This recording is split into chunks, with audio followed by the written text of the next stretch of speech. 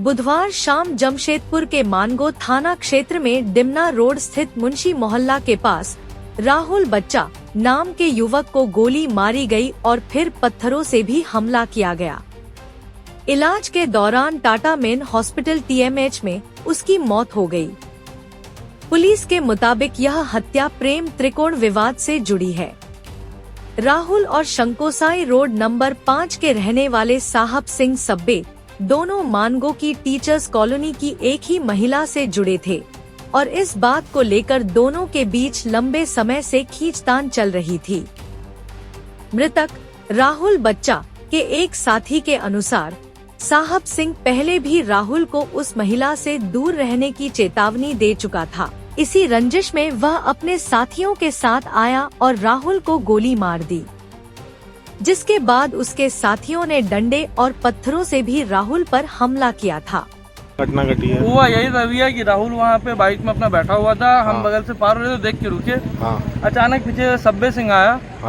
आते साथ पिस्टल निकाला, गोली चलाया, गोली मिस हो गया। तब तक उसके बाद से लोग अप्पा राव, सौरभ दत्ता, झंटू, आफ्ताब बाबा, ये लोग आके ईटा पत्थर फिर उसके बाद गोली मारा, ईटा से मारा, इतना बड़ा ईटा से मारा, इतना बड़ा बांस से मारा, मारे के बाद वहाँ पे उसको स्पॉट कर दिया। तो बाइक पे बैठा हुआ, बाइक से भागने तक नहीं सका। तो अभी इनको यहाँ पे TMH लाया गया। TMH लाया, ये नहीं बचे। आप उनके परिजन हैं? ना, हम उनके दोस्त हुए। दोस्त। उनके घर वाले बाहर आ रहे। एक नाम बता दीजिए। मेरा आयुष नाम हुआ, दोस्त हुआ। ठीक। पुलिस की दबिश बढ़ाने पर नामजद आरोपियों ने बुधवार देर रात पुलिस के सामने सरेंडर कर दिया। आज बृहस्पतिवार को पुलिस CCTV फुटेज खंगाल रही है और आगे की कानूनी कार्रवाई तय करने से पहले प्रेम प्रसंग, पुरानी रंजिश समेत सभी पहलुओं की जांच कर रही है। फिलहाल उनसे पूछताछ चल रही है। आरोपियों में से एक सौरभ दत्ता का दावा है कि राहुल इलाके में डॉन बनने की कोशिश कर रहा था। पहले भी उस पर हमला कर चुका था और उसके स्कूल जाने वाले बच्चे को अगवा करने की धमकी दे चुका था। पुलिस इन दावों की भी जांच कर रही है। TMH अस्पताल में उस समय हंगामा भी हुआ जब विवाद कर रही महिला वहां पहुंची और राहुल के दोस्तों ने कथित तौर पर उसे वहां से भगा दिया। कल जैसा कि आपको पता है कि कल मानगो थाना क्षेत्र में एक हत्याकांड हो गया था। उसमें राहुल बच्चा की हत्या हो गई थी और कुछ लोग उसमें संलिप्त थे। उस मामले में जैसे ही सूचना मिली, पुलिस त्वरित रूप से वहाँ पर मौके पर पहुँची। हम भी मौके पर पहुँचे, ASP वहाँ पर मौके पर थे और सब लोगों द्वारा आगे कार्य शुरू किया गया। तो उसी क्रम में देर रात कुछ लोग थे, जैसा कि सूचना आ रही थी कि उसमें काफ़ी लोग थे, 7-8 लोग थे उसमें संलिप्त, जिनमें से 3 लोगों का हमें पता चला, जिसमें तीनों लोग जो थे वो सब्बे और 2 अन्य उसके साथी को पुलिस पकड़ पाई। उसके बाद में क्योंकि उसमें और भी लोग थे, जैसे अप्पा राव और अन्य लोग जो कि मुख्य भूमिका में, जिनका नाम बार बार आ रहा था, और जो राहुल बच्चा के परिजन और उसके खास लोग जो उसका नाम बार बार ले रहे थे। इसी क्रम में उससे पूछताछ की गई।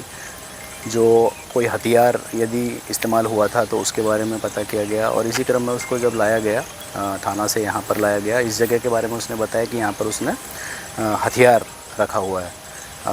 बाकी सब लोगों का चूँकि फ़ोन बंद था उनके बारे में, और वो बता भी नहीं पा रहा था, उसने यहाँ पे बताया। और यहाँ पर जैसा कि आप देख सकते हैं, ये जो कॉर्डन किया हुआ है हमने, तो यहाँ पे इसी जगह पीछे उसने हथियार छुपा रखा था और उसकी उसने बात बताई। हथियार, हमारी यहाँ पे टीम थी उस समय, ASP मौजूद थे छापामारी टीम के साथ में, पुलिस की टीम थी, तो हमारे उसमें 5-6 पदाधिकारी, थाना प्रभारी सहित यहाँ पर मौजूद थे। तो उसने क्या किया कि यहाँ पर 2 पिस्टल छुपा के रखी हुई थी। उसका हाथ रस्सी से बंधा था, लेकिन उसने दोनों रिकवर करवाया, एकदम तरीके से रिकवर करवाया, पूर्ण सहयोग देते हुए रिकवर कराया, परंतु किसी कुछ शरारती मानसिकता के चलते या जो भी उसका उद्देश्य रहा होगा भागना, उसके चलते उसने क्या प्रयास किया कि एक जो लोडेड पिस्टल थी उनमें से एक, उसको पुलिस पार्टी की तरफ, जो एक तरफ थे अपना कार्य कर रहे थे, कुछ लोग उस पर नज़र बनाए थे, उन पर उसने फायर करने का प्रयास किया। इसी क्रम में 2 राउंड फायर भी किए। जवाब में हमारा एक पुलिस पदाधिकारी द्वारा उन पर 2 फायर किया गया, जो उनके पैर पर, घुटने के आसपास पैर पर लगा। दोनों गोली पैर पे लगी? दोनों गोली पैर पर राइट या लेफ्ट? दोनों पैरों पर गोली लगी। हाँ। किसको लगी? सब्बे को। सब्बे को लगी।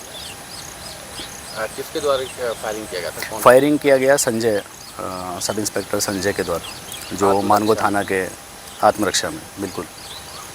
हाँ, वो पहले सरेंडर कर चुके थे, और जैसा कि पहले भी मीडिया में ये बात सामने आ रही थी कि बहुत सारे लोग इस घटना में मौजूद हैं।